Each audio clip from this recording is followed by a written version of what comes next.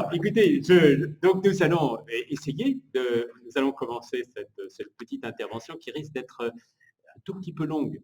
On m'a demandé non pas de parler 2 heures, hein, je vous rassure tout de suite, mais de parler davantage qu'une demi-heure. Et donc, je vais évoquer avec vous, comme l'indique d'ailleurs le tableau, la laïcité française dans ses débats contemporains.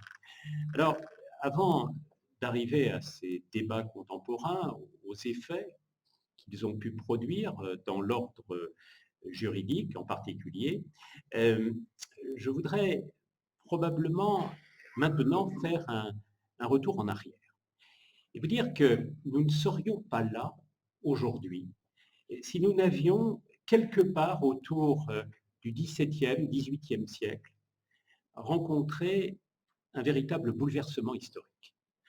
Un bouleversement historique avec l'apparition d'une nouvelle forme du monde qu'on appelle ordinairement la modernité politique. Cette modernité politique qui est aujourd'hui le soubassement de nos existences individuelles et collectives, cette modernité politique bouleverse deux des éléments fondamentaux de notre vie collective. Le premier élément, c'est la figure du sujet.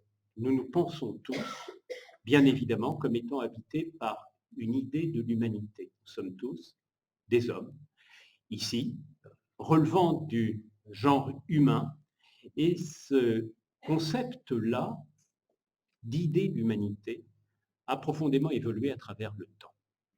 Nous ne pensions pas le sujet de la même manière avant le grand tournant moderne. Le sujet était alors une créature en situation de dépendance vis-à-vis de son créateur. L'homme se pensait comme ayant été créé par Dieu et, à ce titre, comme d'abord un être de devoir. Il ne répondait à son humanité que lorsqu'il acceptait les décrets que Dieu lui imposait. On parlait de liberté dans les textes du XIIIe, du XIVe, du XVe siècle. Mais la liberté n'était pas définie, comme aujourd'hui, comme une affirmation d'autonomie. La liberté, comme le disait saint Thomas d'Aquin, c'était d'obéir aux prescriptions de la loi éternelle. Certains d'entre vous ont peut-être en souvenir ce mot de saint Augustin dans ses confessions. « Seigneur, dit-il en s'adressant à Dieu, c'est quand je t'obéis davantage que je me sens plus libre. » Vous voyez qu'à partir du XVIIe, XVIIIe siècle, on entre dans un tout autre régime d'existence. Nous étions hier des créatures, et voici que nous devenons des créateurs. Comme le disait le philosophe anglais Thomas Hobbes dans son livre de 1642, si important, Le Décivé, le citoyen, nous sommes désormais des dieux pour nous-mêmes, des créateurs auteurs de nos propres jours, et par cela dotés de droits qui ont pris désormais le dessus sur les devoirs que nous devions hier accepter.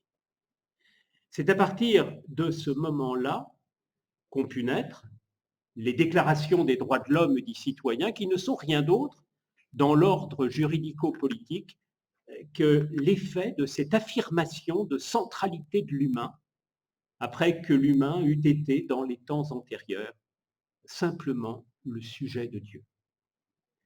Transformation donc de la conception de l'homme. Voilà ce que nous apporte d'abord la modernité.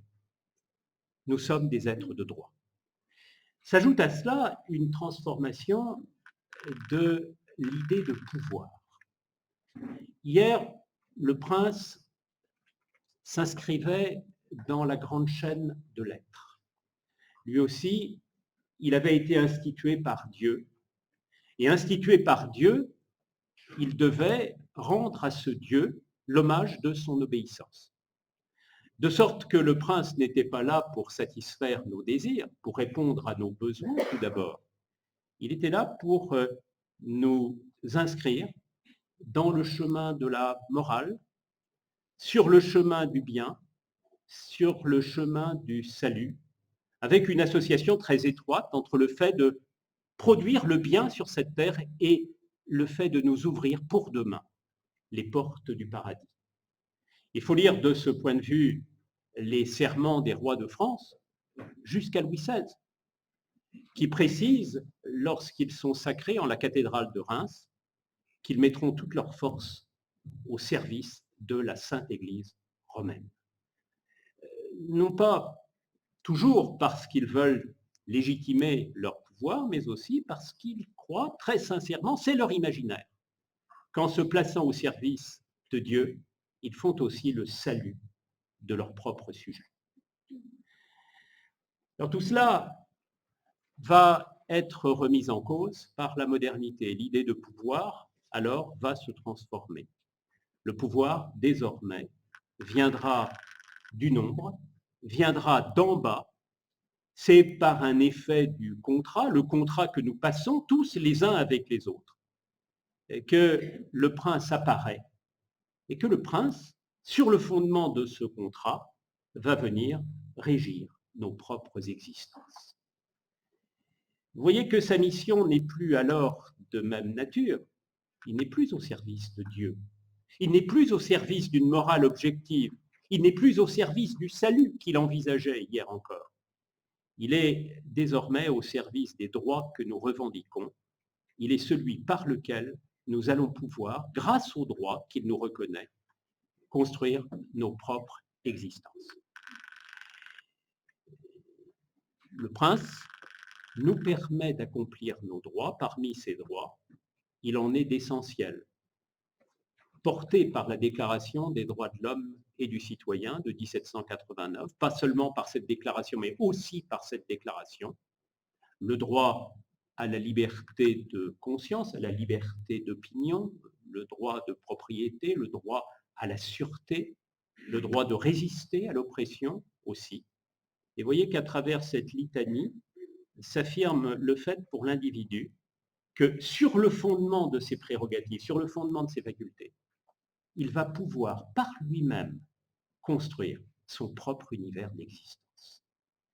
Construire son propre univers d'existence, c'est-à-dire choisir pour les uns la croyance et pour les autres, au contraire, la refuser, être mal croyant, être non croyant.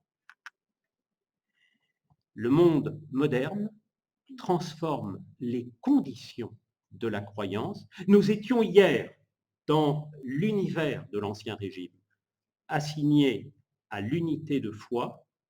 Nous voici désormais, grâce aux droits que la modernité nous accorde, nous voici désormais dans la situation de pouvoir être divisés de croyances. Ce à quoi, d'ailleurs, nous confronte, je vais en parler tout à l'heure, nos propres sociétés. Des catholiques, des protestants, des agnostiques, des juifs, des musulmans, et combien d'autres. Une question se pose immédiatement. Nous étions hier unis. Il y avait une véritable intégration de la société. Nous voici désormais divisés de croyances. Comment faire vivre ensemble ces individus qui ne s'inscrivent plus dans le même horizon de sens, qui ne se placent plus sous le surplomb de la même loi divine? Voilà une question que vont se poser toutes les sociétés occidentales et qui va appeler la recherche, la poursuite et probablement la conquête d'une solution. Cette solution, c'est ce dont nous allons parler aujourd'hui, c'est la solution laïque. Cette solution laïque qui nous permet de vivre tous ensemble et pourtant différents, égaux et pourtant singuliers, singuliers par les choix de vie que nous posons les uns et les autres.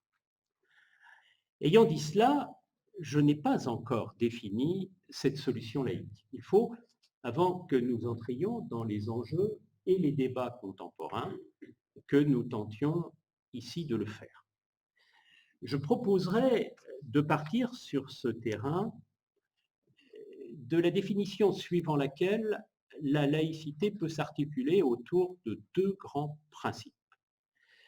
Le premier principe, qui est un principe structurant, la finalité au fond du régime de laïcité, c'est que la laïcité est d'abord au service de la liberté de conscience. Tout doit être fait dans un régime laïque pour nous permettre de choisir par nous-mêmes nos propres dilections, dilections spirituelles, dilections agnostiques, dilections athées, sans être discriminés pour les choix que nous poserions. C'est ce que dit d'ailleurs la loi de 1905, cette clé de voûte du système français de laïcité.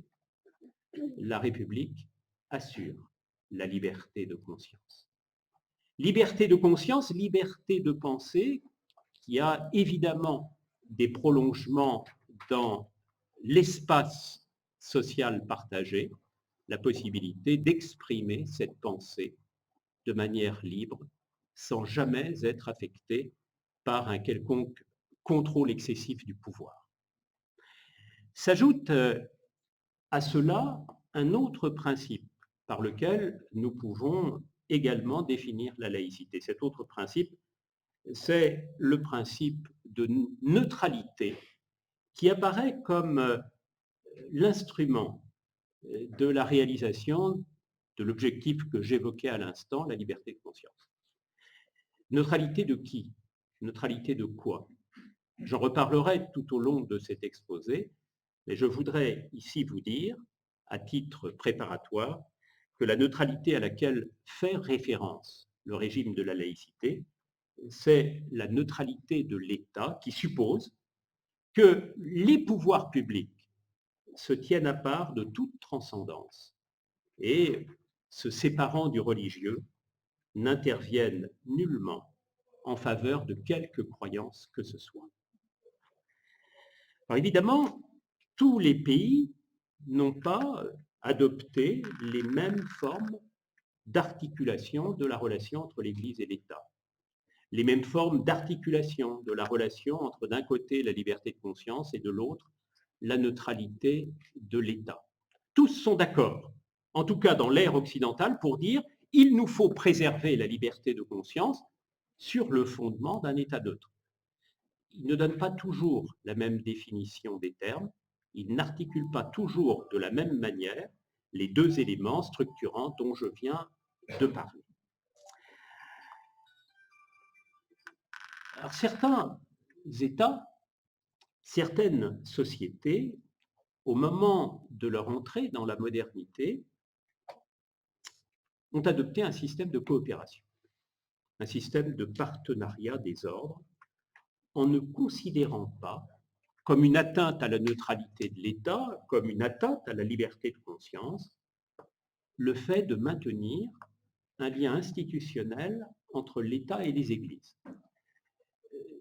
Le décès d'Élisabeth II, la reine d'Angleterre, nous fait prendre conscience de cette situation de manière très actuelle, très immédiate. On voit bien qu'en Angleterre, un système de coopération s'est noué entre, d'un côté, la couronne et puis, de l'autre, l'Église anglicane. Il y a pourtant, en Angleterre, globalement, un respect lourd de la liberté de conscience, l'idée aussi que l'État se tient à distance dans les règles qu'il pose d'un quelconque ordre transcendant. La loi humaine l'emporte sur la lex divina. C'est un système qui relève de la modernité que j'évoquais à l'instant. C'est un système pourtant de coopération. Ce n'est pas le choix qu'en France nous avons adopté. Nous avons adopté, quant à nous, un principe de séparation. Ce modèle que la France choisit, vous en avez le souvenir, au début du XXe siècle, et plus spécifiquement en décembre 1905, lorsque, après avoir répudié le système de concordat, le système dit concordataire, système des cultes reconnus, que nous tenions de Napoléon Bonaparte, nous choisissons, comme il est précisé à l'article 2 de la loi du 9 décembre 1905, de ne plus reconnaître finalement aucun culte. Notre spécificité est d'avoir affirmé, comme le disent les juristes, une neutralité qui n'est pas simplement une neutralité d'intention, qui est aussi une neutralité d'apparence. La sphère de l'État doit être absolument indemne de toute trace religieuse. Pas de crucifix, pas de signes religieux sur les murs de nos établissements publics, pas d'affirmation de choix spirituels, de choix religieux de la part des fonctionnaires qui servent cet État. Ce serait, pour nous, Français, remettre en cause ce principe de neutralité dont nous faisons l'élément protecteur de notre liberté de conscience et de l'égalité des citoyens. Alors, une question va surgir à la faveur des années 1970, 1980, et plus encore à la faveur des années 1990. Vous voyez donc que la laïcité française se construit précisément autour de cette affirmation double: liberté de conscience, État neutre, dans le cadre d'un régime qui affirme de toutes parts la nécessité de séparer les ordres. De sorte que la laïcité est très souvent définie chez nous comme un système de séparation des églises et de l'État, conformément d'ailleurs au titre de la loi du 9 décembre 1905 qui nous régit aujourd'hui encore. Le problème, c'est que ce modèle de laïcité s'est trouvé, à partir des années 1970-1980, confronté à une situation assez inédite. Certaines catégories de citoyens, associées parfois à ce qu'on appelle en sociologie des entrepreneurs de cause, des entrepreneurs d'identité, se sont employés à faire valoir leur identité religieuse jusque dans la sphère de l'État. Comment les pouvoirs publics ont-ils réagi face à cet afflux de demandes venues au nom de la revendication identitaire, venues remettre en cause le principe de séparation par lequel sa laïcité se structurait? Je voudrais essayer de vous montrer ici que tout en maintenant la loi de 1905 au cœur même de son dispositif juridique, l'État s'est engagé dans une transformation assez décisive de son système de régulation du religieux. Transformation dont la loi du 24 août 2021 est un élément particulièrement important. J'essaierai de vous le montrer. Le monde d'hier s'agençait autour d'une séparation stricte de l'institution politique et des communautés religieuses. Le voici qui se recompose, sans pour autant renouer avec l'ordre concordataire de Napoléon Bonaparte, selon un système inédit d'intrication des sphères. L'État intervient, c'est en tout cas ce que j'essaierai de vous montrer, de manière de plus en plus nette dans une sphère religieuse qu'il avait tendance, depuis la fin du 19e et surtout depuis le début du 20e siècle, à laisser à sa propre latitude. Cette modification, je voudrais essayer de vous démontrer cela, le passage d'un ordre qui est un ordre séparatiste, où l'État reste à distance des églises, au nom de ce fameux principe affirmé par Victor Hugo, l'État chez lui, l'Église chez elle, un ordre qui voit les sphères s'intriquer de plus en plus nettement. Tantôt, mais le phénomène est aujourd'hui en train de s'affaiblir, de la part de l'État en reconnaissant davantage les revendications religieuses, puis de plus en plus, de la part de l'État aussi, en accentuant l'ordre de ses propres surveillances, ce qu'on appelle très souvent une laïcité de contrôle. Alors pour essayer d'en venir à cette thèse-là, je voudrais vous montrer que cette transformation est le fruit d'un contexte marqué par trois éléments essentiels. Le premier élément, c'est le déplacement, la transformation des enjeux sociaux dans la société contemporaine. Nous ne pensons plus la question politique comme nous l'avons pensée dans les années 1960, 1990, et c'est probablement cette transformation qui est au principe des réflexions qui ont conduit à la transformation de la laïcité contemporaine. Le second élément qui marque notre contexte contemporain, c'est, à côté de la transformation des paysages sociaux, une reconfiguration des discours intellectuels. Les discours intellectuels ont changé, et j'essaierai de vous montrer que notre scène intellectuelle, notre scène idéologique, aujourd'hui, se trouve divisée en deux parties d'elle-même, assez irréconciliables, sur le phénomène de la régulation de la question religieuse. Je préciserai enfin que le contexte dans lequel nous nous situons n'est pas simplement un contexte de transformation des paysages sociaux, ce n'est pas un contexte non plus de reconfiguration des discours idéologiques, c'est aussi un contexte lourd de recomposition des institutions ou des règles juridiques. Alors commençons, si vous voulez, par le premier point, le déplacement des enjeux. Vous savez qu'il existe maintenant des enquêtes de lexicométrie. Nous sommes capables de savoir comment la presse, comment les discours politiques ont traité de telle ou telle question, avec quelle intensité sémantique, au cours de telle ou telle période. Et nous apercevons que dans les années 1950, 1980, le mot laïcité est très peu utilisé. Il y a de temps en temps, dans la courbe des occurrences, un frémissement.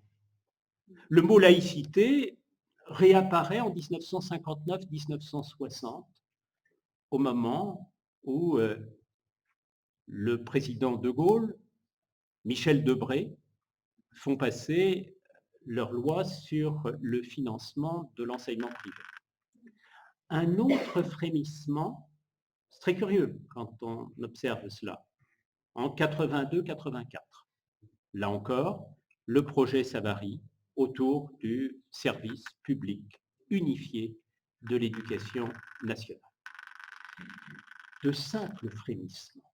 Rien à voir avec ce qui va advenir à partir des années 1980, où l'usage du mot laïcité apparaît comme étant 10 fois supérieur à ce qu'il était dans les décennies antérieures. Comme si la laïcité apparaissait désormais comme l'objet principal de nos préoccupations publiques. Alors il est vrai que la laïcité, sauf sur la question scolaire, ne faisait plus guère débat. Ne faisait plus guère débat avant les années 1990 pour deux raisons qui au fond s'entrecroisent. Du côté de l'Église catholique s'opère, à partir des années 1945-1946, mais avec une accentuation au moment du Concile Vatican II, 1962-1965, un ralliement aux règles de la démocratie constitutionnelle. Le grand thème de l'Église, jusqu'alors, c'était le thème de l'État catholique, que Jean-Marie Le Pen a porté jusqu'au début des années 2000, se montrant d'une certaine manière très attaché à l'imaginaire préconciliaire. Mais l'Église institutionnelle elle-même avait, depuis les années 1945 et plus encore depuis 1965, une fameuse déclaration qui s'appelle Dignitatis Humanae, abandonné l'idée suivant laquelle l'État devait être catholique, avec la réduction à un statut de citoyen de seconde zone de ceux qui ne partageaient pas la foi romaine. Ça n'est plus le cas. À partir de 1965, l'Église apparaît désormais comme étant en phase, tendanciellement, avec les principes de la démocratie libérale, sur ce terrain en particulier. Et puis du côté des laïcs, l'ennemi semble avoir disparu. Les laïcs considèrent, très souvent, qu'étant donné l'affaiblissement quantitatif du catholicisme, étant donné son évolution doctrinale, la laïcité est désormais un régime fortement enraciné qui n'appelle aucune stratégie particulière de défense. Alors il y a un mot qu'on utilise dans ces années-là, qui est le mot de Pierre-Rosan Vallon et de François Furet. Nous sommes désormais dans une république du centre. Il se trouve qu'au cours de ces 4 dernières décennies, depuis les années 1990, la donne s'est profondément transformée. Et l'on a vu le thème de la laïcité ressurgir alors qu'on le croyait définitivement disparu. Disparu sous l'effet de l'extension de cette République du centre dont parlait Rosan Vallon. Que nous est-il arrivé ? Il nous est arrivé que si la question laïque est revenue, c'est aussi parce que la question religieuse a fait sa réapparition. Alors peut-être savez-vous que sur le terrain de la sociologie religieuse des sociétés occidentales s'opposent très souvent aujourd'hui 2 thèses majeures. Il y a une thèse qui est portée par exemple par un sociologue fameux en Angleterre qui s'appelle Steve Bruce, qui considère que nos sociétés sont des sociétés marquées par la disparition définitive, par la perte de pertinence définitive du référent religieux. Nos sociétés sont appelées à se séculariser définitivement.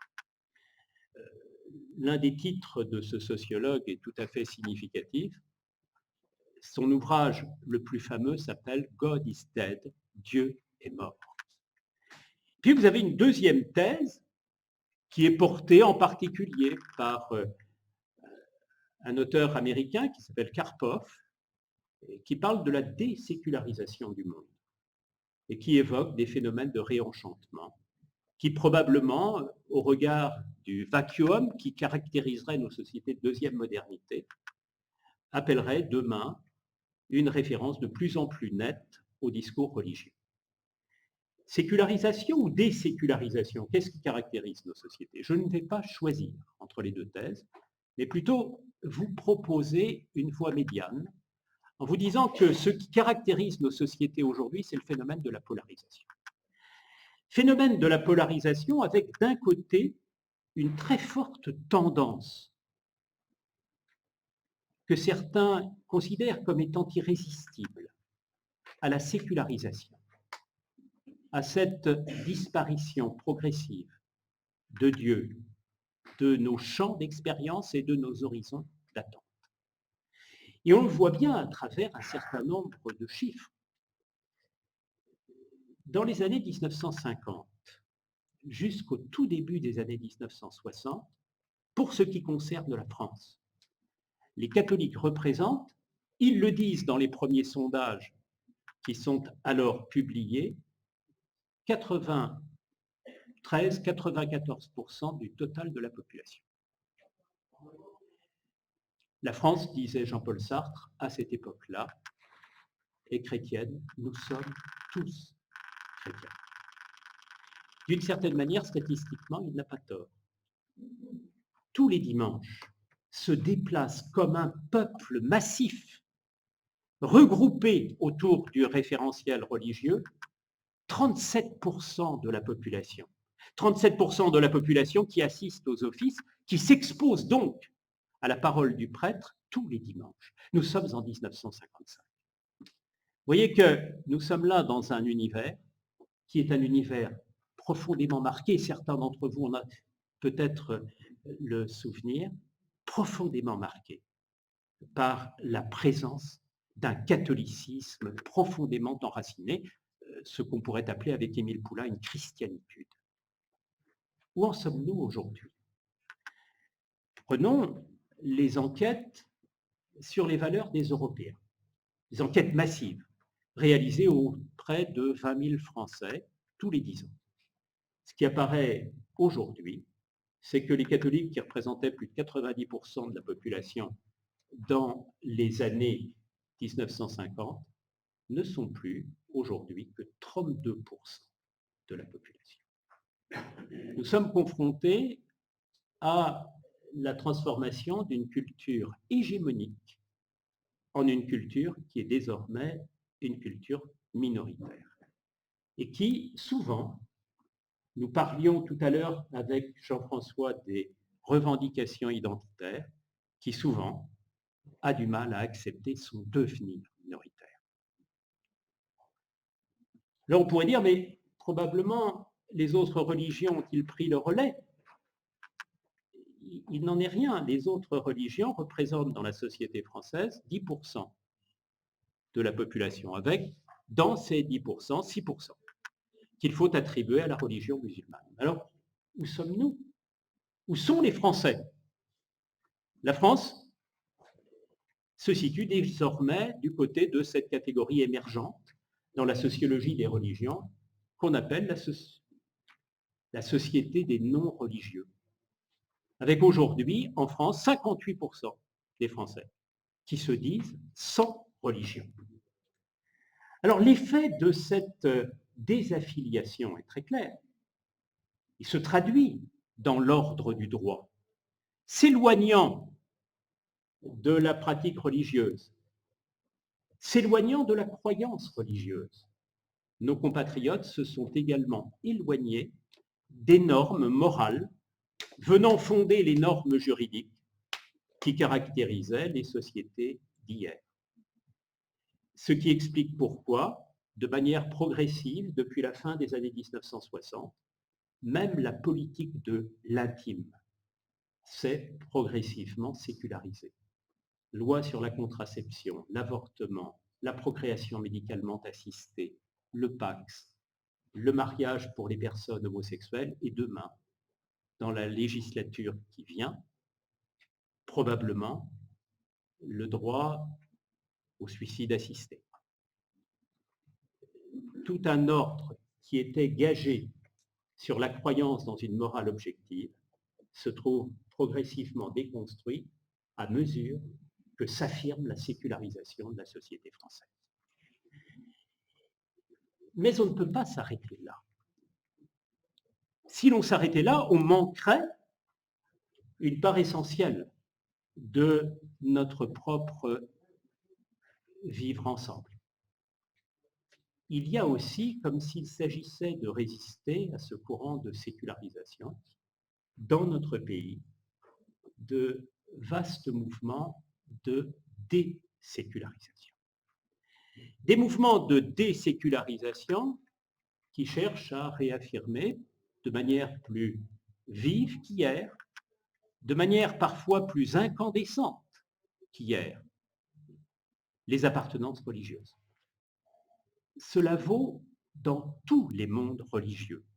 Les choses avaient été décrites en 1994 par Gilles Kepel dans son ouvrage La revanche de Dieu, où il montrait que ce mouvement de réattestation, ce mouvement de réactivation des appartenances, des croyances, des normativités religieuses, se percevait dans le monde protestant avec les évangéliques, dans le monde juif avec les orthodoxes et les néo-orthodoxes, dans le monde catholique avec un catholicisme identitaire qu'on croyait disparu depuis le Concile Vatican II. Il faudrait ajouter à cela, c'est là-dessus que nous allons réfléchir, les réactivations musulmanes. Je parlais de Gilles Kepel à l'instant, je crois qu'il commet une erreur quand il dit la revanche de Dieu, qui, par son énoncé même, renvoie à l'idée d'un front commun des religions. Alors peut-être aurons-nous l'occasion d'en reparler un petit peu plus loin, mais nous nous apercevrons, si des questions sont posées sur ce terrain, que les religions souvent n'ont pas les mêmes pensées sur le monde actuel, n'ont pas les mêmes stratégies et souvent entretiennent entre elles des relations, surtout dans ce monde des identitaires, des relations qui peuvent apparaître comme étant éminemment conflictuelles. Mais la population sécularisée ne le voit pas, cela. Et elle a tendance à penser que, face à elle, s'affirme contre les conquêtes des droits marqués au cours de ces dernières années, s'affirme donc un front des religions tout à fait prêt à remettre en cause, au nom d'une morale objective, ce que les résistances de la subjectivité ont pu obtenir au cours de ces dernières années. Musulmans, donc, ce sur quoi nous allons tout à l'heure essayer de réfléchir. Eux aussi ont connu un sursaut d'identité, qu'on perçoit dans la sphère privée en particulier, et l'on voit bien que du côté des musulmans, et souvent des jeunes musulmans, on a des enquêtes de ce point de vue parfaitement renseignées, il y a un respect plus affirmé, peut-être certains d'entre vous le ressentent depuis leur site d'observation, un respect de plus en plus affirmé d'un certain nombre de principes de vie. La prière, par exemple, le respect du ramadan, le respect des obligations alimentaires, le fait de fréquenter la mosquée le vendredi. Les chiffres de ce point de vue sont très clairs. Il y a manifestement, surtout chez les jeunes de 18 à 34 ans, une sorte de sursaut, une sorte de revival de ce point de vue. Alors on pourrait dire tout cela concerne la seule sphère privée. Ce n'est pas simplement la sphère privée. Il y a aussi, et ce qui est propre à inquiéter une partie de la population sécularisée, cette sécularisation entraînant une difficulté à comprendre ce qu'est un religieux ardent. Quand vous vivez au XIXe siècle, nous en parlions tout à l'heure avec Charles Ariane et puis Jean-François, vous voyez ce qu'était un catholique fervent. Quand nous vivons à distance, à extrême distance du monde religieux aujourd'hui, avec ce phénomène de sécularisation que je décrivais à l'instant, comment comprendre l'imaginaire d'un citoyen religieux quand on est soi-même un citoyen séculier? Il y a là un véritable effort psychosociologique à accomplir que peut-être nos sociétés n'ont pas encore accompli. Toujours est-il que les musulmans que j'évoquais à l'instant se caractérisent par une insistance sur des dévotions privées. Mais également, c'est probablement ce qui va nous poser problème, ce qui a posé problème à la société française par une affirmation dans la sphère publique elle-même. Affirmation dans la sphère publique elle-même avec un certain nombre de revendications qui touchent, par exemple,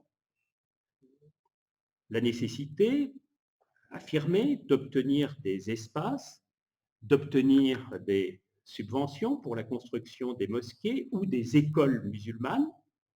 Une de mes étudiantes a réalisé une thèse sur cette question, je pourrais, si vous le souhaitez, en parler tout à l'heure. S'agit-il d'écoles séparatistes? Voilà une question qu'il faudra que nous nous posions peut-être.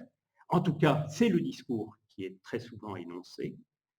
Reconquérir aussi le droit de participer, ou conquérir en tout cas le droit de participer aux cercles officiels de la réflexion politique, et puis jusqu'à l'attentat de 2015, des mobilisations se traduisant par un activisme judiciaire visant à obtenir dans le droit un délit ou un proto-délit de diffamation des religions, au nom de la revendication des sensibilités blessés.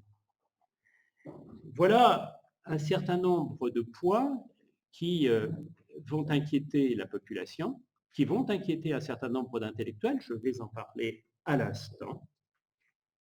Une inquiétude qui va se trouver redoublée par l'exhibition de signes religieux dans les espaces publics, par la volonté de s'affirmer dans des espaces publics, et en particulier dans l'espace de la rue, et puis aussi ce qui a provoqué une émotion populaire que repère tout à la fois la lexicométrie au sujet des occurrences du mot laïcité et les sondages d'opinion, et puis aussi des violences qui se réclament du référent islamique. Des violences parfois poussées aux extrêmes, comme avec l'attentat des Tours Jumelles, et puis plus tard, avec les attentats de Charlie Hebdo, avec les attentats du Bataclan, avec le meurtre de Samuel Paty.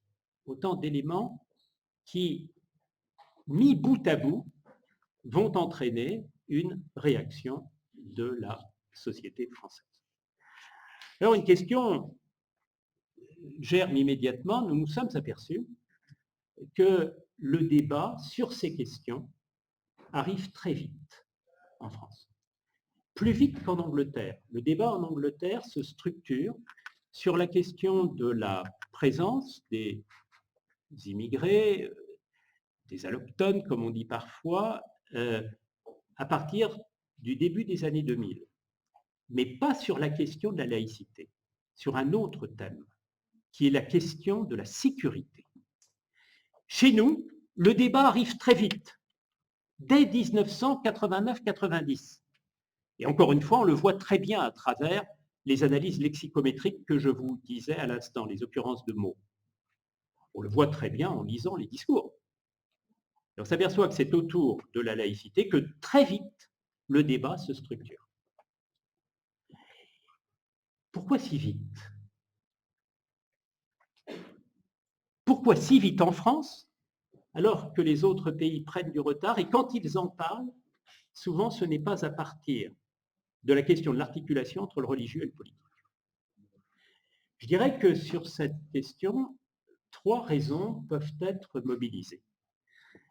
La première raison est une raison historique qui tient au rapport que nous avons eu avec l'islam. Un rapport de très longue durée qui veut que notre espace s'est structuré pour définir son identité, très souvent dans un rapport de conflictualité avec les musulmans. Alors les choses commencent très tôt dans l'histoire. Il faut lire de ce point de vue les travaux de Dominique Yonnia-Pras sur les moines de Cluny, où l'on voit que les abbés de Cluny définissent leur propre identité chrétienne par une opposition avec l'identité musulmane. C'est là un discours qui va se structurer, qui va se pérenniser et trouver une nouvelle expression au moment de la colonisation. C'est probablement un passé qui ne passe pas, un passé à partir duquel nous envisageons notre propre rapport à la religion musulmane et à ses fidèles. Deuxième remarque, une raison culturelle. Nous avons en France un matériau dormant. Ce matériau dormant, c'est la culture de la généralité, la culture de l'unité. Alors une unité qui remonte à l'Ancien Régime, vous vous souvenez de la devise de la monarchie française, un roi, une loi, une foi, devise qui s'est prolongée à travers la République. Pensez par exemple à ce mot d'André Chénier, poète révolutionnaire, qui laissera ce vers « Heureux le pays qui n'a qu'un seul État ». Un seul État.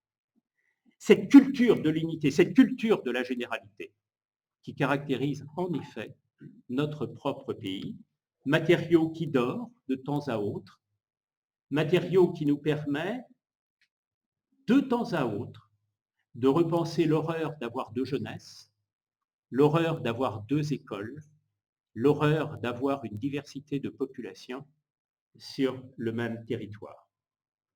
D'une certaine manière, cette aspiration à l'unité est revenue aujourd'hui avec plus de force encore. Il faudrait, mais je ne le ferai pas ici, que je vous montre en quoi notre modernité a évolué. C'est une modernité aujourd'hui de l'incertitude, de la désintégration, qui favorise, par une sorte d'effet de réaction, le retour à des pensées unifiantes.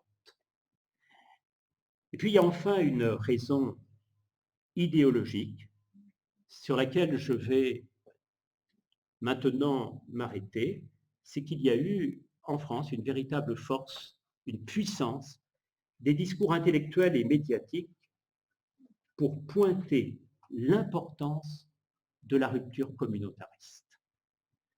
Alors, communautarisme, voilà un mot dont on ne cesse de parler, qu'on utilise constamment dans nos propres discussions, dans les nôtres probablement, remplacé par la grâce d'un discours présidentiel par le mot séparatisme. Mais l'idée est là.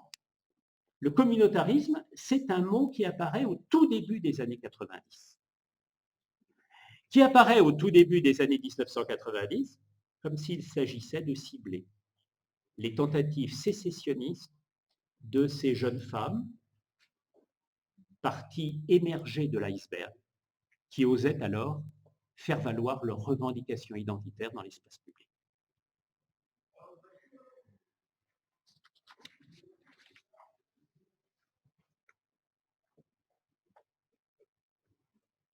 Tout cela, ces discours intellectuels, ces discours médiatiques qui pointent le communautarisme, qui voient souvent un lien entre cette rétraction culturelle et le terrorisme politique, tout cela se trouvant activé par un discours qui, à partir des années 1990, à l'extrême droite, se fixe précisément, non plus comme hier sur la dénonciation de l'immigré, mais de manière bien plus précise sur la dénonciation du musulman. Je passe sur ce point et je voudrais essayer maintenant, dans un deuxième temps, après vous avoir décrit, trop rapidement sans doute, la transformation des paysages sociaux dans la société contemporaine, je voudrais en venir maintenant au renouvellement des discours politiques, au renouvellement des discours idéologiques qui marquent notre propre société. Alors certains ont peut-être le souvenir des années 70-80. Dans ces années-là, le thème fondamental du discours politique, c'est le thème de l'égalité, en particulier de l'égalité sociale. Alain Badiou a parlé de l'hypothèse communiste. C'est autour de cet enjeu socio-économique que se structure la controverse publique. Ce qui se passe à partir des années 1990, et c'est un phénomène qu'on a pu décrire aussi pour les États-Unis d'Amérique, c'est que la diversité, le thème de la diversité, pour les raisons que j'ai indiquées tout à l'heure, prend le pas sur le thème de l'égalité. L'égalité sociale, comme thématique structurant nos propres controverses, se trouve remplacée par la question de la diversité culturelle, qui apparaît désormais comme l'objet principal de préoccupation des intellectuels et de nos dirigeants. Une question qui fait signe vers la laïcité, mais ce n'est plus une laïcité qu'il faudrait envisager à travers le spectre simplement de la question scolaire, c'est une laïcité qu'il faudra envisager de manière globale, c'est en tout cas ce que disent les discours que je vais vous présenter maintenant, de manière globale, comme une interrogation sur la possibilité d'articuler l'universel et le particulier, la généralité et la singularité, l'égalité et la différence. Comment faire pour faire vivre ensemble ces notions qui sont apparemment antinomiques?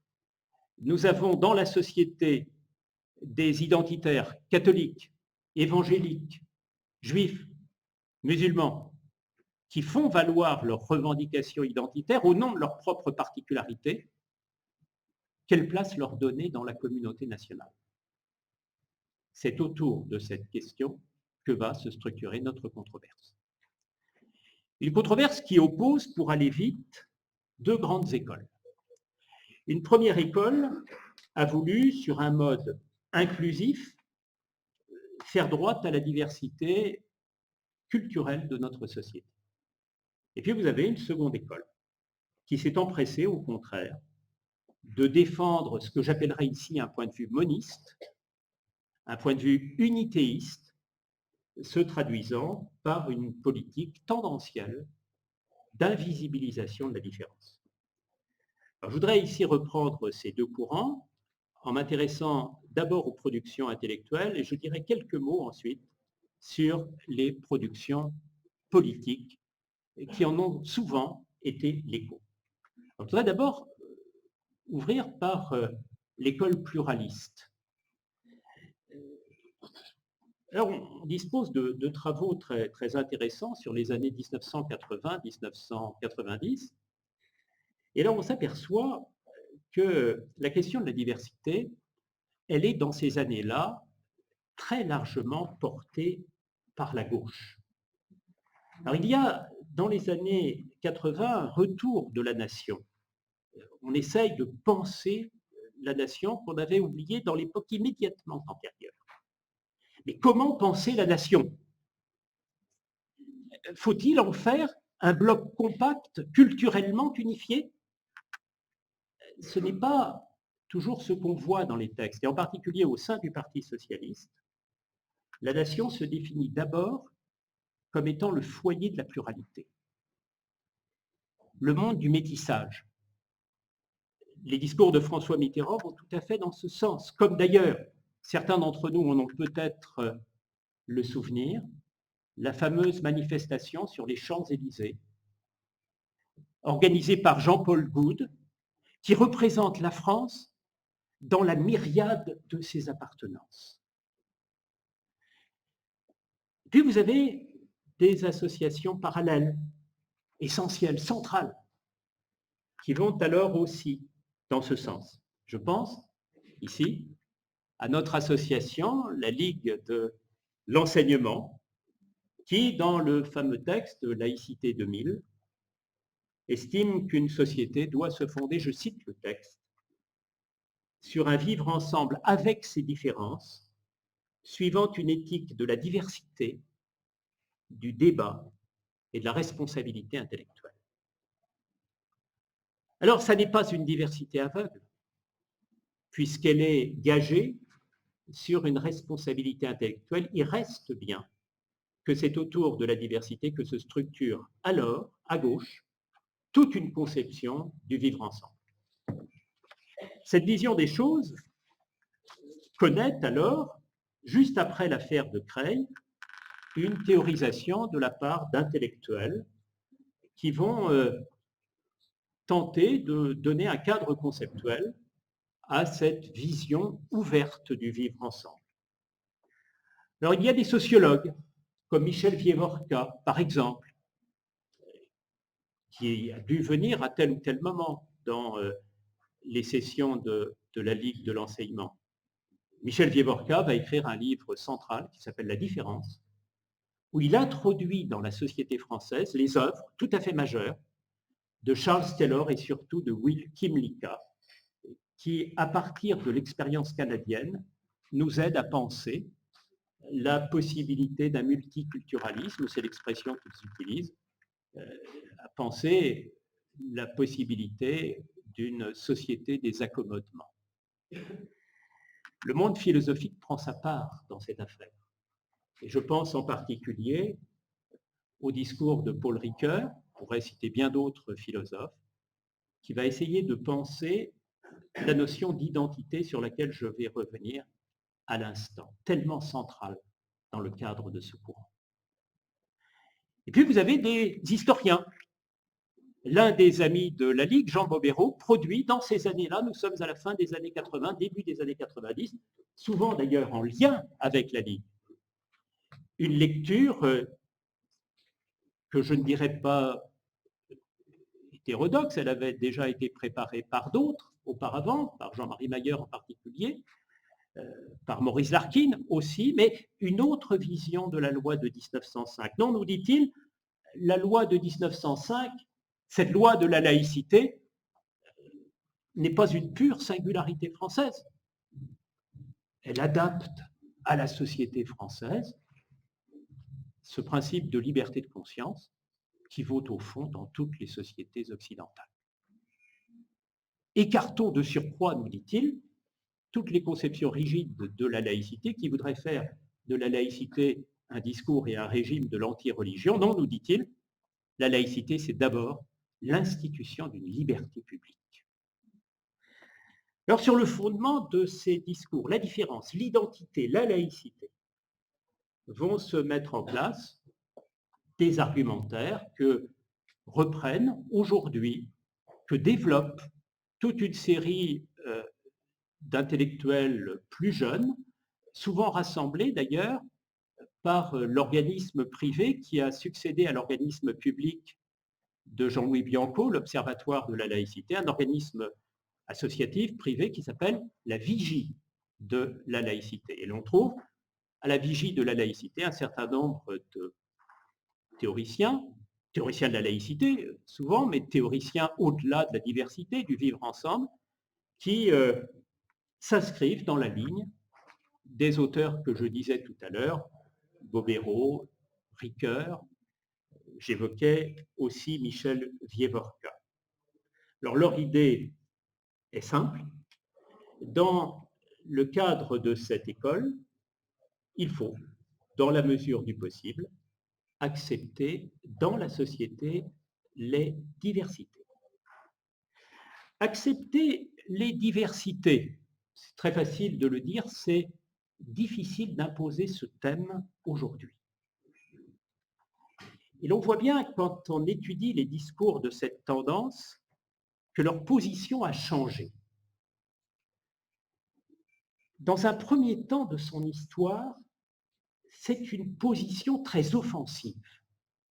Wieworka, Bobéro, Ricoeur, qui les accompagne à distance, demandent davantage de droits. Ils disent il faut qu'on invente de nouvelles générations de liberté. Quand vous prenez les discours, et le mot vigie de la laïcité est très clair sur ce terrain, c'est moins un discours de l'offensive, moins un discours proactif qu'un discours de la protection. Surtout qu'on ne nous enlève pas ce que nous avons conquis. Vous voyez qu'à travers cette posture rhétorique se dit quelque chose des évolutions fondamentales de nos sociétés. Hier, ce courant avait le vent en poupe. Nous étions dans la diversité heureuse de François Mitterrand. Ce mot diversité heureuse était prononcé par lui-même. Nous sommes aujourd'hui dans le temps de la diversité inquiète qui appelle ceux qui défendent l'idée d'un élargissement du droit à la différence à tenir un discours plus protecteur que proactif. Alors, quelle est la thèse défendue par ces auteurs? Vous voyez, ils veulent absolument que le droit à la différence soit reconnu dans une société même marquée par la culture de l'unité qu'est la société française. Ils développent en somme leurs arguments sur trois terrains. Un terrain anthropologique, un terrain juridique, et puis un terrain plus sociologique. Le terrain anthropologique est le suivant. Ils partent d'une idée qui avait été développée par un psychanalyste américain qui s'appelle Erik Erikson, l'idée d'identité. En nous disant que nous sommes tous, les uns et les autres, marqués, portés par un sentiment d'identité qu'on peut définir comme étant un sentiment subjectif et tonique de notre unité personnelle et de notre continuité historique. Nous avons tous en nous un sentiment qui nous permet de faire l'unité des parties éventuellement émiettées de notre être, en les inscrivant dans une histoire que nous construisons. Il se trouve que cette identité que chacun contribue à mettre en récit, vous aurez reconnu ici Paul Ricoeur, que cette identité n'est pas simplement un superficie, une périphérie de notre existence. Elle est tout à fait centrale. Si l'on nous prive de notre identité, disent les auteurs que je viens de vous citer, on nous prive de ce qui fait notre vie, de ce qui fait notre dignité. D'où la nécessité absolue de défendre le récit que chacun se donne de lui-même, de sa propre histoire, de ce sentiment subjectif qui le porte. Bien à cela, s'ajoute à cela une conception ou un argument de type juridique. Nos sociétés libérales, nous disent les auteurs que je viens de citer, se sont toujours construites sur le fondement d'une conquête de droit. Un auteur, historien, sociologue, Marshall, a bien décrit comment s'étaient construites nos sociétés. Il y a eu d'abord des droits civils. La nuit du 4 août, l'aristocrate, le prêtre, ne vaut pas plus que moi qui suis roturier. Nous aurons désormais les mêmes droits et les mêmes obligations, droits civils. Puis ensuite, les droits politiques avec l'accès à la possibilité de désigner nos propres gouvernants, d'être nous-mêmes gouvernants de la nation. Aux droits politiques se sont adjoints bientôt les droits sociaux. Nous avons des créances sur la société qui nous accueille. Droit à la santé, droit au travail, droit au loisir, que la société nous aide à réaliser. Faut-il s'arrêter là, nous disent nos auteurs? Non. La conquête des droits est un combat toujours recommencé. Et nous pouvons ajouter, c'est ce que disait tout à l'heure Charles dans une discussion à part de cette rencontre, nous pouvons y ajouter des droits culturels. Je crois qu'il y a à la Ligue tout un groupe qui travaille sur cette question. Tout cela s'inscrit dans cette logique que la modernité est portée, comme le disait Dominique Schnapper, par le souci de l'illimité. Mon désir d'autonomie ne s'arrête pas. Il doit sans cesse se trouver garanti par la reconnaissance des droits que la société veut bien nous accorder. Droits culturels, aujourd'hui. Et puis enfin, s'ajoute à cela un argument de type sociologique qui repose sur cette idée que le fait de reconnaître l'identité à un individu qui la revendique, cela débouche sur un abaissement de son niveau de frustration. Cela débouche aussi sur la possibilité pour lui de tracer des relations plus étroites avec ceux qui revendiquent la même identité et donc de créer du lien social. La création de ce lien social, disent les auteurs en question, permet au bout du compte de solidifier une société qui, en situation de deuxième modernité, la modernité souvent désintégrée qui est la nôtre aujourd'hui, permet de reconstruire avec d'autres une unité qui permette à la société de persévérer dans l'aide, de se pérenniser. Voilà ce que nous disent ces auteurs, et on a tendance parfois à les identifier avec le courant indigéniste. Je vais vous dire quelques mots des néo-républicains qui, très souvent, considèrent que ce modèle-là, le modèle de la laïcité ricoeurienne, en somme, est un modèle qui est très proche de celui défendu par cette mouvance qu'on appelle dans les discours la mouvance de l'islamo-gauchisme. Vous avez pu entendre cela. Mouvance de l'islamo-gauchisme, c'est un mot qui relève d'une rhétorique évidemment agressive et dont je voudrais vous montrer qu'elle déforme la réalité. Alors il y a des courants qui défendent un droit à la clôture des communautés sur elles-mêmes. Vous avez des textes qui sont des textes qui ont été à un moment donné nourris par des auteurs indiens en particulier, américano-indiens très, très importants comme Bouba, comme Spivak, qui sont intervenus pour essayer de penser le monde actuel comme étant un monde de l'opposition des communautés, les blancs contre les noirs, la nécessité de préserver l'identité des subalternes par opposition à l'identité dominante de l'Occident qui viendrait les perturber dans leur propre organisation du monde.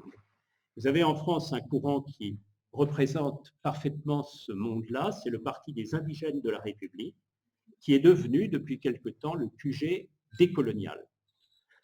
Alors, il se trouve qu'il y a entre la thèse de la vigie de la laïcité, en tout cas des intellectuels qui gravitent autour de Jean-Louis Bianco, il se trouve qu'il y a des différences tout à fait énormes avec ce courant qui est souvent qualifié d'islamo-gauchiste, le courant auquel on peut relier peut-être le Parti des indigènes de la République. Il se trouve que les indigénistes, représentés en France par une dame qui s'appelle Ouria Boutedja, par exemple, ont un point de vue relativiste sur la démocratie. Ils considèrent que la démocratie, c'est une production occidentale qui opprime au bout du compte les pays subalternes, qui ne raisonnent pas suivant les mêmes schémas d'analyse. Vous ne trouverez pas cela chez les intellectuels que j'évoquais à l'instant. Ils défendent le droit à la différence, mais comme j'essayais de vous le démontrer, dans le cadre d'une société qui attache toute son importance aux droits civils, politiques et sociaux. À l'intérieur de la démocratie libérale, ils entendent installer une nouvelle catégorie de droits, que sont les droits culturels, qui ne remettraient pas en cause les autres types de droits. Et puis, il y a un deuxième élément très important, c'est que les indigénistes ont une conception fixiste de l'identité. Quand vous lisez les textes du Parti des indigènes de la République, le QG décolonial, vous apercevez que si vous naissez noir, si vous naissez musulman, vous le restez, avec une identité compacte, qui ne se transforme pas, qui ne se dispute pas. Et vous avez eu, au moment des caricatures de Charlie Hebdo, l'exemple type de ce discours, inspiré par des anthropologues comme Talal Assad aux États-Unis, comme Saba Mahmoud aussi. Ces intellectuels ont pris la parole en disant il faut absolument empêcher la production des caricatures. Parce que les caricatures remettent en cause ce qui est, du point de vue des musulmans, l'imaginaire de la figuration artistique. Un musulman, en voyant une caricature, se sent nécessairement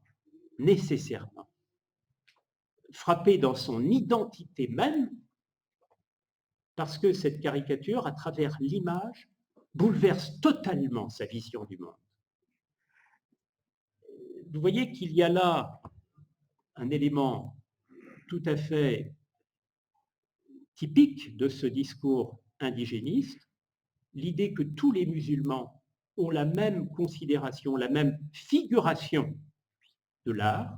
Ils conçoivent la figuration artistique de la même façon, sans qu'il y ait des différences à l'intérieur du peuple musulman. Et d'autre part, ils estiment, comme un seul homme, que ce qui est inscrit dans le papier les martyrise dans leur propre chair et dans leur propre esprit. Vous ne trouverez jamais cela, évidemment, du côté des théoriciens de la laïcité inclusive ou pluraliste, qui considèrent qu'en la matière, il faut une liberté complète d'expression pour les caricaturistes qui voudraient les publier. Alors j'en ai terminé avec cette laïcité pluraliste et je voudrais maintenant vous dire quelques mots de la laïcité de l'école moniste, qui est une école qui vise au contraire à unifier l'ordre social sur le fondement d'une invisibilisation, de la différence. Alors, ces intellectuels-là, ils sont bien connus. Il y a là aussi des philosophes. Il faudrait citer Henri Pénard-Ruiz, par exemple, Catherine Kinsler, Philippe Reynaud. Il y a des juristes aussi. Jean-Éric Schottel, qui est l'ancien secrétaire général du Conseil constitutionnel, produit souvent des textes allant dans ce sens. J'ajouterais volontiers un collègue que j'ai eu à Rennes pendant quelque temps, Anne-Marie Le Courrier, par exemple, qui a produit des textes également très hostiles à cette affirmation de la diversité et donc à une éventuelle évolution du système de laïcité, des politistes comme Laurent Bouvet ou Gilles Kepel, Bernard Rougier, des sociologues comme Nathalie Hennig. Vous voyez que les noms ne manquent pas. Alors, il se trouve que tous ces intellectuels se sont structurés autour d'organisations particulières qui, il faudrait faire des distinctions, mais qui défendent en gros la même conception moniste de l'ordre national, de l'être social. Dès 1991 est créé le comité laïcité-république que certains d'entre vous ont peut-être rencontré, créé par un historien radical qui s'appelle Claude Nicollet. Vous avez une revue qui se crée à cette époque-là, Respublica aussi, où vous retrouvez des membres de l'Union des familles laïques. J'ajouterais volontiers le Printemps républicain, tout à fait actif, à partir de 2016, créé par Laurent Bouvet, que j'évoquais tout à l'heure, et puis j'ajouterais volontiers l'Observatoire du décolonialisme, qui a produit également des textes importants. Alors on s'aperçoit en lisant ces auteurs qu'ils ont une vision totalement différente des intelligences du monde portées par les premiers intellectuels que j'ai essayé de vous décrire tout à l'heure. Ils reprennent les arguments, mais les inversent. Pour eux, une politique de la reconnaissance ne sert pas l'identité, elle l'abolit. Il se trouve que ce qui caractérise la politique de la reconnaissance, c'est d'enfermer l'identité dans un socle communautaire particulier, dans un enclos communautaire. Se dire musulman et revendiquer des droits en tant que musulman, c'est refuser de faire valoir sa propre liberté dans l'affirmation de son identité.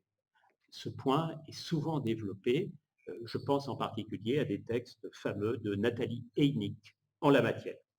Par ailleurs, la pensée de la reconnaissance transgresse la démocratie. La pensée de la reconnaissance transgresse la démocratie puisque la pensée de la reconnaissance, très souvent, n'est pas une pensée des droits de l'homme, c'est une pensée des droits des tribus, qui remettent en cause en particulier les droits de la femme ou les droits des femmes. Ce qui caractérise la culture musulmane, nous dit les auteurs relevant de cette école, c'est qu'elle a tendance à penser le rapport homme-femme comme un rapport hiérarchique. Est-ce que reconnaître ce rapport hiérarchique dans la société, ce n'est pas remettre en cause, au fond, l'un des principes essentiels de la société libérale? Ils ajoutent aussi que du côté des islamo-gauchistes, mais aussi du côté de l'école de la laïcité inclusive, il y a une limitation de la liberté d'expression au nom du respect dû aux sensibilités blessées. Puis il termine en précisant que la reconnaissance empêche l'intégration. C'est un point fort. Ça nuit à l'intégration nationale. Ce qui caractérise les politiques de la reconnaissance, c'est de couper les individus les uns des autres, de les enfermer dans des communautés et de les empêcher, au bout du compte, de faire nation. Alors, ce qui est tout à fait caractéristique de ce discours, c'est qu'il a été capable de faire le lien avec le catholicisme identitaire. C'est une sorte de paradoxe. vous avez ici une doctrine qui se veut très laïque et qui estime que lorsqu'on lit les grands auteurs de la Troisième République, on est amené à défendre un projet d'émancipation contre la diversité. Ils vont faire alliance dans le cadre de pétitions, dans le cadre même d'associations communes, avec des acteurs intellectuels de très haut niveau, souvent, qui se défendent quant à eux au nom de l'appartenance catholique de la France. Et vous voyez que dans les deux cas, il y a une commune idée, l'idée que la France est marquée par une unité culturelle et qu'il faut tout faire, d'une part avec l'unité laïque, d'autre part avec l'unité catholique, pour faire obstacle à la venue dans l'être national de populations exogènes qui viendraient en troubler l'homogénéité. Alors, parmi les intellectuels catholiques auxquels je fais référence, je citerai volontiers Pierre Manant, Situation de la France, Rémy Brague ou Chantal Delsol, qui sont souvent en délicatesse avec les évêques, mais qui se retrouvent très volontiers avec la pensée de l'identité contre la reconnaissance que je décrivais à l'instant. Je voudrais terminer maintenant pour laisser place à la discussion en vous disant que le deuxième courant a eu le vent en poupe au cours de ces dernières décennies. L'opinion publique les a soutenus, la pression du Front National a joué un rôle aussi dans la production d'un discours de l'identité, et cela n'a pas été, me semble-t-il, sans effet sur les productions juridiques de notre temps. Alors, il faut faire attention, évidemment, à ce qu'on dit en la matière, car vous avez toujours, quand vous étudiez des productions juridiques, un effet de rémanence. Le droit demeure. La loi de 1905 est là. Les lois des années 1880 sont souvent encore là et font obstacle à des politiques qui viendraient remettre en cause de manière trop brutale les dispositifs de laïcité acquise. D'autant que le Conseil d'État, avec des évolutions au cours de la période récente, se fait très souvent le gardien de la norme traditionnelle. Il reste qu'au cours de ces dernières années, nous avons pu enregistrer sur le terrain du droit des évolutions qui peuvent être en relation, qui font écho au développement que j'ai cité tout à l'heure. Alors, il faudrait ajouter un maillon manquant à cela. C'est que entre le discours des intellectuels et les productions juridiques, il y a la sphère partisane, la sphère des décideurs politiques. Et il est tout à fait intéressant de ce point de vue d'étudier les discours de François Mitterrand, de Jacques Chirac, de Nicolas Sarkozy, de François Hollande, d'Emmanuel Macron. Ce qui marque en la matière, c'est ce que le sociologue Philippe Corcuff appelle un grand confusionnisme. Le mot grand confusionnisme veut dire que, à mesure qu'on avance dans l'histoire, les perspectives convergent, les perspectives se rapprochent. Et que si on pouvait faire une distinction très forte entre droite et gauche dans les années 1980, peu à peu, les modèles se rapprochent. Et que dans les années 2000, 2010 a fortiori, 2020 aujourd'hui, nous sommes très souvent confrontés, du côté en particulier de Nicolas Sarkozy, un peu de François Hollande, beaucoup d'Emmanuel Macron, à des discours qui enregistrent les évolutions de la laïcité narrative du côté du spectre de l'unité que j'évoquais tout à l'heure. Témoin de cette évolution, le fameux discours des Mureaux d'octobre 2020, qui est au principe de la récente loi sur le séparatisme, loi visant à conforter le respect des principes de la République, dont je vais, avant de vous quitter, vous dire un mot. Alors, vous vous souvenez qu'au départ, 1905, l'État chez lui, l'Église chez elle.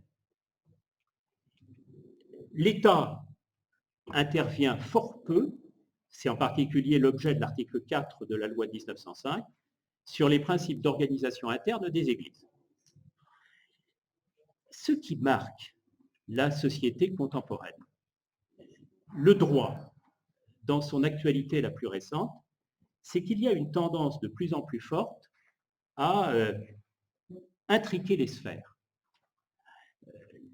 Comme le disait Marcel Gauchet, le privé devient de plus en plus public, le public devient de plus en plus privé.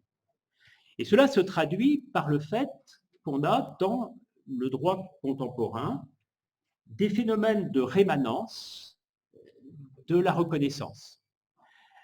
La reconnaissance est affirmée par un certain nombre de textes de droit sur lesquels je ne vais pas m'appesantir car il faut que j'arrête maintenant, mais qui montrent bien que sur un certain nombre de points, il y a des politiques de soutien matériel et parfois de soutien symbolique adressées aux forces religieuses. Soutien matériel, soutien symbolique, avec cette idée qu'il faut répondre à des demandes émanées de la base, mais aussi avec cette idée que le religieux, s'il est correctement organisé, peut apparaître comme un facteur de pacification du social. Et on retrouve là une philosophie de type néo-gallicane ou néo-concordataire qu'on avait vu à l'œuvre d'une certaine manière au XIXe siècle. J'ajoute immédiatement que ces reconnaissances du religieux, à condition que le religieux accepte les normes de la République, se trouvent renforcées par un discours de la surveillance. Alors ce discours de la surveillance, on le voit à l'œuvre à travers toute une série de politiques, des politiques de formation, des politiques visant à transformer l'esprit public dans le sens d'une adhésion et pas simplement d'un respect aux valeurs. Le mot valeur est ici tout à fait essentiel, promu par la République et derrière la République, probablement par l'État seul.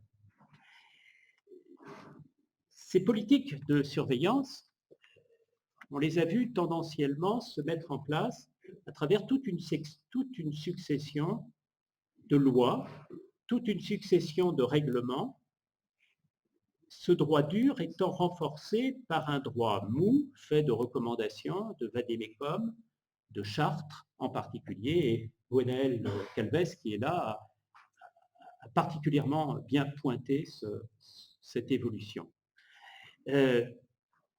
L'idée, c'est qu'on a transformé, me semble-t-il, à travers ce système de loi, l'ordre de la laïcité, en mettant en évidence des intrications de plus en plus étroites entre l'État qui surveille et l'Église ou les églises qui sont censées obéir.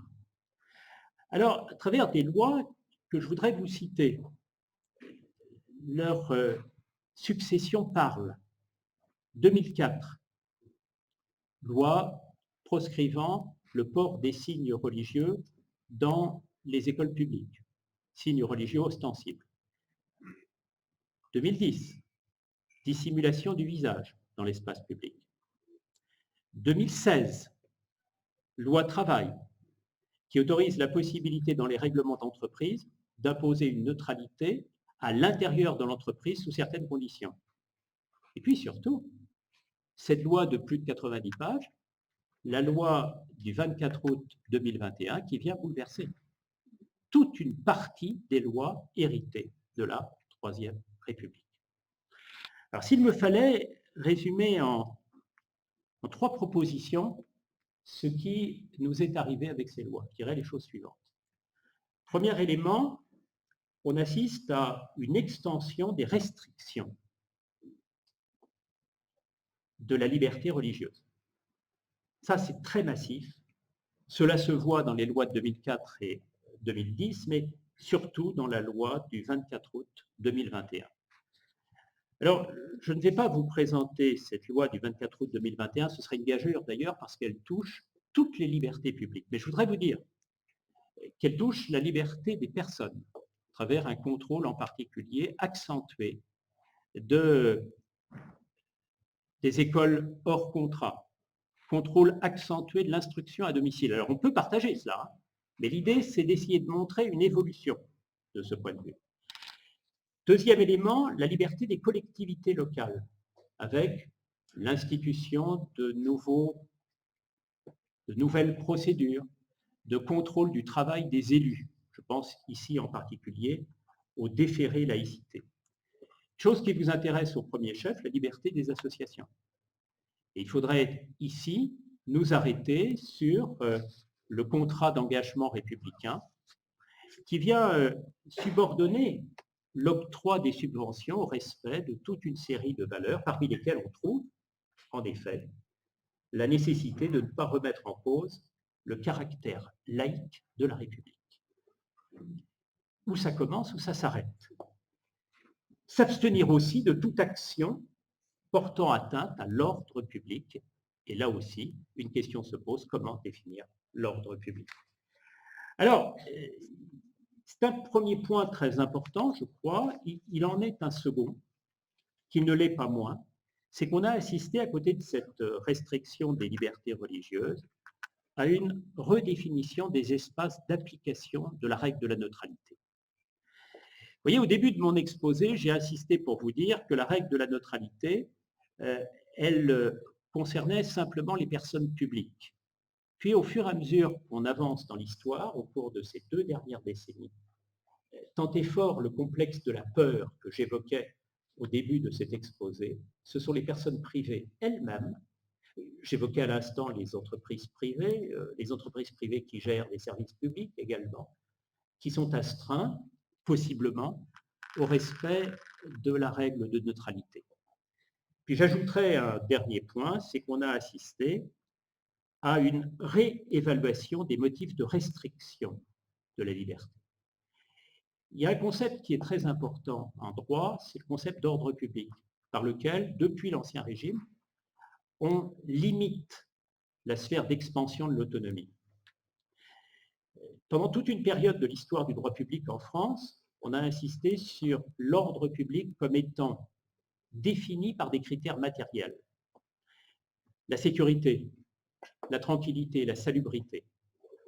Et voici qu'aujourd'hui, et c'est le cas en particulier dans la loi du 24 août 2021, l'ordre public qui permet de limiter les libertés publiques et pour nous la liberté religieuse se définit par les exigences minimales de la vie en société.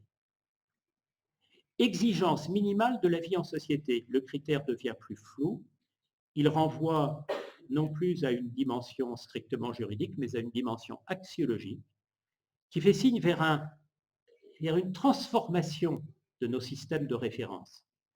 On pourrait dire que ce qui caractérisait la société laïque ancienne, c'était le respect d'un certain nombre de principes de droit.